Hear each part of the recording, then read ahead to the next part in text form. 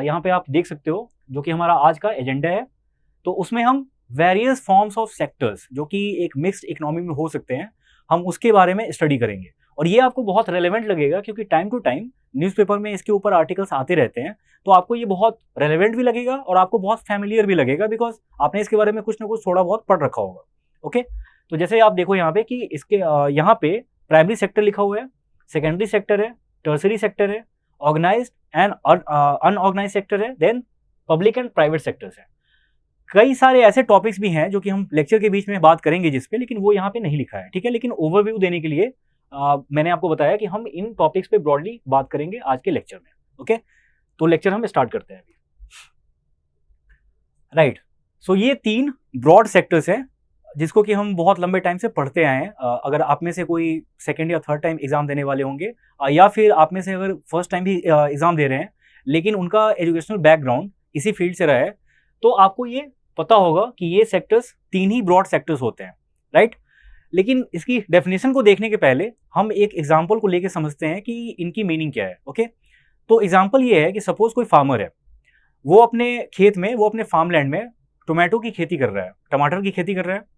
अच्छा, मान लो कि हार्वेस्ट का टाइम आया, तो हार्वेस्ट करने के टाइम पे ही कोई ऐसा मैन्युफैक्चरर जो कि आसपास के एरिया में ही उसकी फैक्ट्री है और वो टोमेटो को प्रोसेस करके केचप बनाता है, मान लो सॉस बनाता है, तो वो उस फार्मर के पास आया, उसने सारे टमाटर खरीद लिए, वो उसको लेके गया और उसका उसने बना दिया केचप। ठीक है। अच्छा, अब ये कंपनी बहुत छोटी है, ये जो मैन्युफैक्चरर है, तो ये इसकी सप्लाई उस लोकल एरिया में ही होती है। ठीक है। ऐसा हुआ कि टोमेटो की खेती बहुत अच्छे से हुई उस साल, तो उसने क्या किया, क्योंकि हार्वेस्ट बहुत अच्छा हुआ है, तो उसने किसानों से जिस रेट पे लिया था, जब उसने केचप बनाया तो उसकी प्रॉफिट मार्जिन काफ़ी ज़्यादा हो गई। ठीक है, तो उसके पास फिर पैसे भी हैं। अब वो चाहता है कि वो अपने बिजनेस को एक्सपैंड करे, मतलब कि जो उसकी लोकल एरिया में वो जो सामान बेच पा रहा है उससे उसको फायदा भी बहुत हो रहा है, और लेकिन वो अब चाह रहा है कि अब थोड़े वो ब्रॉडर एरिया में सर्व करे, ब्रॉडर एरिया में अपने केचप को बेचे। तो उसने क्या किया कि किसी मार्केटिंग फर्म को हायर किया कि मैं आपको बजट दे रहा हूँ, पैसे दे रहा हूँ, आप ये करो कि आप हमारे केचप को प्रमोट करो ताकि बाकी एरिया के लोग भी हमारे बारे में जाने और हमारी सेल्स वहाँ पे स्टार्ट हो। क्योंकि मार्केट को एक्सपैंड करने का यही तरीका होता है कि आपने जहाँ से स्टार्ट किया है, तो आप अपने बिजनेस के जो भी आपका आउटपुट है, जो भी आप मान लो कि प्रोडक्ट या सर्विस ऑफर कर रहे हो, उसको आप एक बड़े एरिया में ऑफर करो। राइट। सो अब यहाँ पे 3 है प्लेयर्स ऐसे जिसके बारे में मैंने आपको इस एग्जाम्पल में बताया। तो जो सबसे पहला है दैट इज फार्मर, यहां पे जो दूसरा है वो है मैन्युफैक्चरर,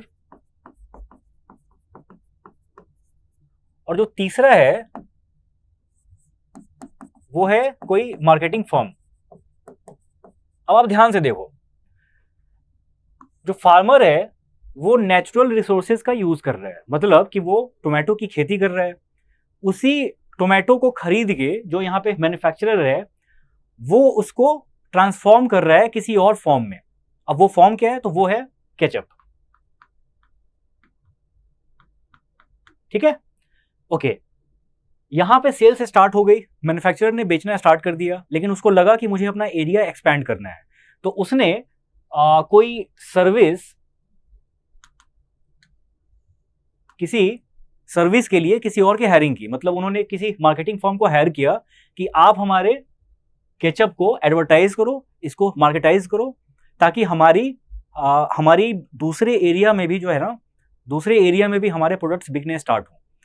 अब ये तीनों का रोल अलग अलग है। फार्मर जो है वो नेचुरल रिसोर्स को यूज कर रहा है, मैन्युफैक्चरर उसी नेचुरल रिसोर्स को यूज करके, यानी उसको रॉ मटेरियल की तरह यूज करके उसको किसी और फॉर्म में कन्वर्ट कर रहा है।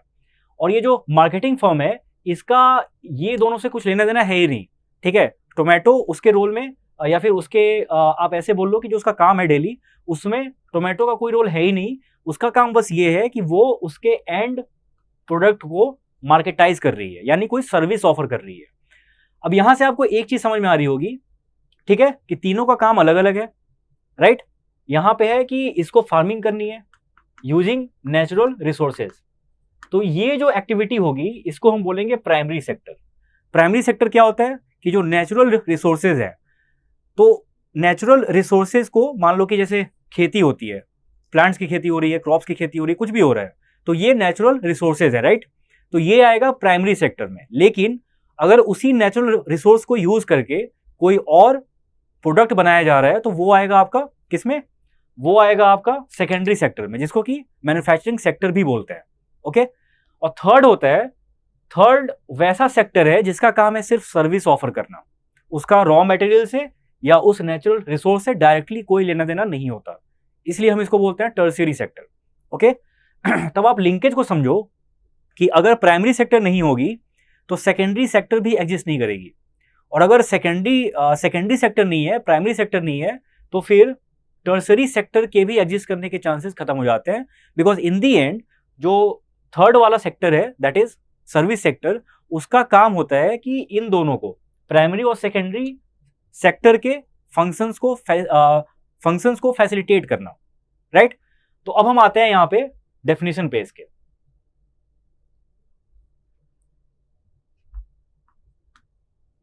ओके, डेफिनेशन ये है। अब देखो, प्राइमरी सेक्टर में बोला जाता है कि this sector includes all those economic activities where there is the direct use of natural resources such as agriculture, forestry, fishing, fuels, metals, minerals. तो ध्यान रखना कि इसमें फ्यूल, मेटल्स और मिनरल्स भी आते हैं। मतलब कि जैसे गोल्ड की माइनिंग होती है, सिल्वर की माइनिंग होती है, ओके, या फिर लिथियम हो गया, कुछ भी ऐसा हो गया, अगर उसकी माइनिंग हो रही है तो वो आएगा प्राइमरी सेक्टर में। ओके। अब अगर मान लो कि कोल की माइनिंग हो रही है, कोल की माइनिंग हुई, तो ये एक्टिविटी हो गया प्राइमरी सेक्टर का पार्ट। लेकिन अगर उसी कोल को यूज करके अगर बिजली बनाई जा रही है तो वो आ जाएगा आपका किसमें, वो आएगा आपका मैन्युफैक्चरिंग सेक्टर में, दैट इज सेकेंडरी सेक्टर। ठीक है। अच्छा, एक बार मान लो कि बिजली बन गई, अब उस बिजली को एक घर से दूसरे घर पहुंचाना है, तो ये काम हो जाता है फिर थर्ड सेक्टर का, जिसको कि हम बोलते हैं टर्शरी सेक्टर। आपने न्यूज़पेपर में बहुत बार ऐसा सुना होगा कि डिस्कॉम, ठीक है, डिस्कॉम्स, इसके बारे में आपने बहुत बार सुना होगा। इनको बोलते हैं डिस्ट्रीब्यूटर कंपनीज। मतलब कि जो थर्मल पावर प्लांट है, जहां पे कि कोल को यूज करके बिजली बनाई गई है, उस प्लांट से लेके लोगों के घर तक बिजली पहुंचाने का काम जिनका होता है, उनको बोलते हैं डिस्कॉम्स। ठीक है। तो ऐसे ही आप अलग अलग सेक्टर में या फिर अलग अलग प्रोडक्ट्स को एग्जांपल में लेके आप बड़े आसानी से बता सकते हो कि कौन प्राइमरी सेक्टर का पार्ट है, कौन सेकेंडरी सेक्टर का काम है, और कौन टर्शरी सेक्टर का पार्ट है। जैसे एक और एग्जांपल लेते हैं। मान लो कि अभी हम मेटल्स की बात कर रहे थे, राइट। गोल्ड माइनिंग होती है, तो जो कंपनी माइनिंग कर रही है वो आ जाएगी प्राइमरी सेक्टर में। अच्छा, उसी गोल्ड को माइनिंग के बाद जब वो निकल के आए, तो होता यह है कि वो गोल्ड अपने प्योर फॉर्म में नहीं होता है, तो सबसे पहले उसको प्योर फॉर्म में कन्वर्ट किया जाता है, राइट। तो प्योर फॉर्म में कन्वर्ट करके फिर उसके बाद ज्वेलरी वगैरह बनाई जाती हैं, जो कि पार्ट हो गया किसका, वो पार्ट हो गया सेकेंडरी सेक्टर का। अच्छा, मान लो कि क्रूड ऑयल है, क्रूड ऑयल अपने ओरिजिनल फॉर्म में यूज नहीं की जा सकती, तो सबसे पहले तो धरती से निकाला जाता है, वो हो गया प्राइमरी सेक्टर का पार्ट। फिर बहुत सारी रिफाइनरी कंपनीज होती हैं जिनका काम है कि उस क्रूड ऑयल को वो रिफाइन करती हैं और उसको यूज करने लायक बनाती हैं, तो वो हो गए सेकेंडरी सेक्टर के पार्ट, यानी मैन्युफैक्चरिंग सेक्टर। तो इस तरह आप बहुत सारे एग्जांपल्स अपने मन में भी सोच सकते हैं। तो आपको एक वहां पे लिंक दिखेगा कि ठीक है, सबसे पहले नेचुरल रिसोर्स को यूज करके, मतलब जिसकी डायरेक्ट एक्टिविटी उसी रिसोर्स से रिलेटेड है, वो होते हैं प्राइमरी सेक्टर। अच्छा, उसी को रॉ मटेरियल की तरह यूज करके किसी और फॉर्म में कन्वर्ट करने का काम ये होता है सेकेंडरी सेक्टर का। और सेकेंडरी सेक्टर और प्राइमरी सेक्टर, इन दोनों को फायदा हो, इनके बिजनेसेस बढ़े, तो इस चीज में उनकी हेल्प करता है टर्शरी सेक्टर। अब आई थिंक यहाँ पे बात आपको समझ में आ गई होगी। मैं एक और छोटा सा एग्जांपल ले रहा हूँ, ये समझाना इसलिए भी बहुत इंपॉर्टेंट है क्योंकि आगे चीजें इसी से रिलेटेड है।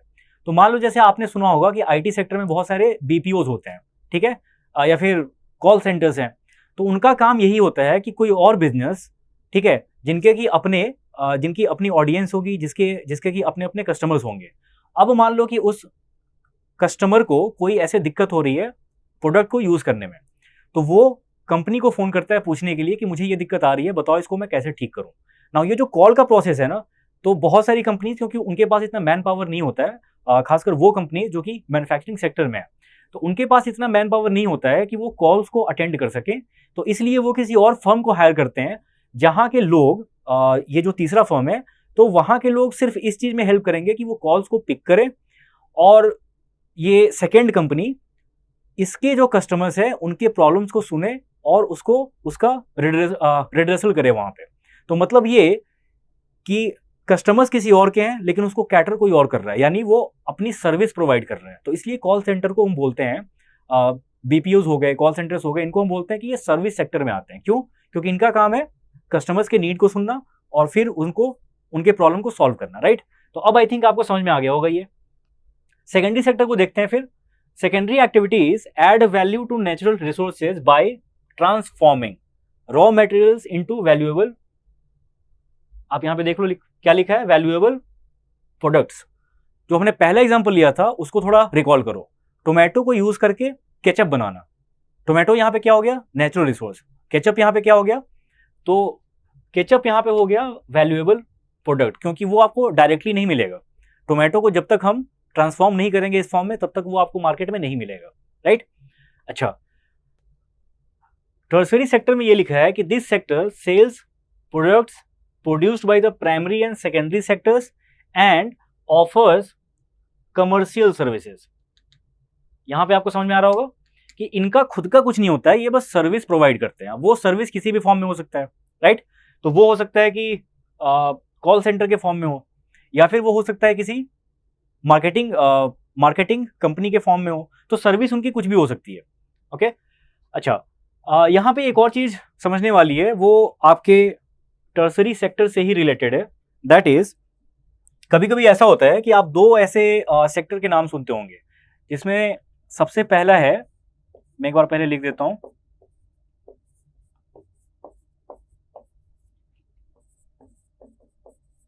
ठीक है। इसका नाम होता है क्वाटरनरी सेक्टर। अब इसको हम कैसे समझें, तो देखो ये भी पार्ट होते हैं टर्सरी सेक्टर के ही, लेकिन जो सर्विस ये ऑफर कर रहे हैं, अगर वो मान लो कि हाईली स्पेशलाइज्ड सर्विस है, जिसमें टेक्निकल एक्सपर्टीज की बहुत ज़्यादा जरूरत पड़ती है, ठीक है, जैसे जितने भी इनोवेटिव फर्म्स हैं, ठीक है, तो अगर उनका रोल आता है, अगर उसकी बात हम कर रहे होते हैं, टेक्निकली इनोवेटिव,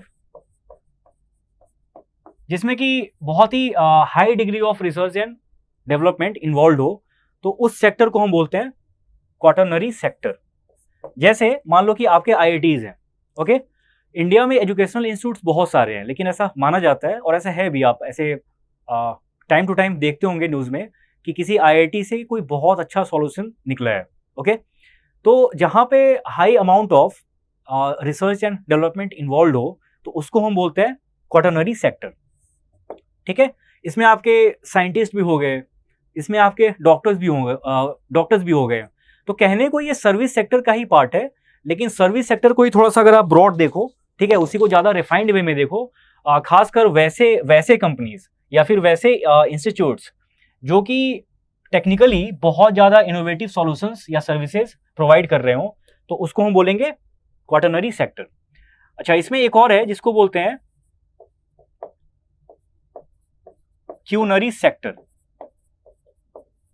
अब ये सेक्टर क्या है, तो अगेन ये भी ऐसे सर्विस सेक्टर का ही पार्ट है, लेकिन इसकी सिग्निफिकेंस थोड़ी सी अलग है, बिकॉज इस सेक्टर के जो लोग होते हैं उनको बोला जाता है कि वो अपने अपने फील्ड के हाईएस्ट डिसीजन मेकर्स हैं। अब जैसे मान लो कि बैंकिंग सेक्टर है इंडिया में, बैंकिंग सेक्टर में कौन से रूल्स लाने हैं, कौन सी रेगुलेशंस लानी है, ये काम होता है आरबीआई का, ठीक है। तो रिजर्व बैंक ऑफ इंडिया को हम बोल सकते हैं कि it is a part of the quinary sector. क्यों? क्योंकि ये इस सेक्टर का डिसीजन मेकर है, बैंकिंग सेक्टर का डिसीजन मेकर है।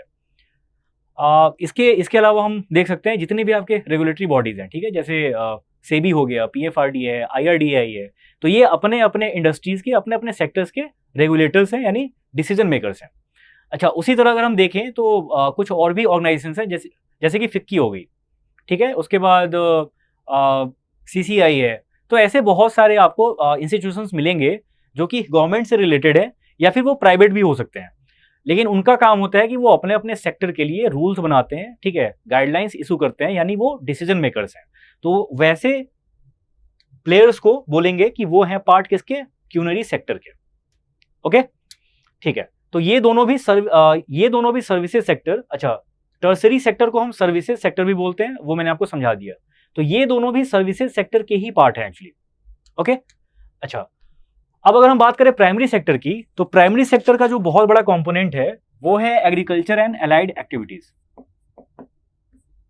एग्रीकल्चर एंड अलाइड सेक्टर बोल लो आप यहां पे इसको। तो ये इसका सबसे बड़ा कंपोनेंट है, लेकिन ओनली कंपोनेंट नहीं है। हम ये नहीं बोलेंगे कि प्राइमरी सेक्टर का मतलब होता है सिर्फ एग्रीकल्चर एंड अलाइड सेक्टर, ये बिल्कुल नहीं है, क्योंकि यहां पे मैंने आपको बताया कि यहां पे माइनिंग भी इन्वॉल्व है। तो जो माइनिंग सेक्टर है वो भी इसका पार्ट होगा। लेकिन ऐसा होता है कि इंडिया में सबसे ज्यादा लोग, इनफैक्ट ये डेटा हो सकता है कि साल वेरी करे थोड़ा बहुत, लेकिन ये अराउंड 60-65% के आसपास रहता ही है हमेशा। यानी प्राइमरी सेक्टर में या फिर ओवरऑल अगर आप इकोनॉमी की बात करो, तो इंडिया में अराउंड 60-65% पीपल जो कि किसी न किसी टाइप की इकोनॉमिक एक्टिविटीज कर रहे हैं, तो उसमें 60-65% जो है वो एग्रीकल्चर या फिर अलाइड एक्टिविटीज में इन्वॉल्व है। तो इसलिए प्राइमरी सेक्टर को हम कई बार ऐसे बोल देते हैं कि that means agriculture and allied sector, लेकिन वो टेक्निकली गलत है। क्यों? क्योंकि यहाँ पे माइनिंग सेक्टर भी आ जाएगा, यहाँ पे उसके बाद आपको क्रूड ऑयल भी आ जाएगा, मेटल्स भी आ जाएंगी, ये सारी चीजें आती हैं यहाँ पे। तो आई थिंक ये समझ में आया होगा आपको।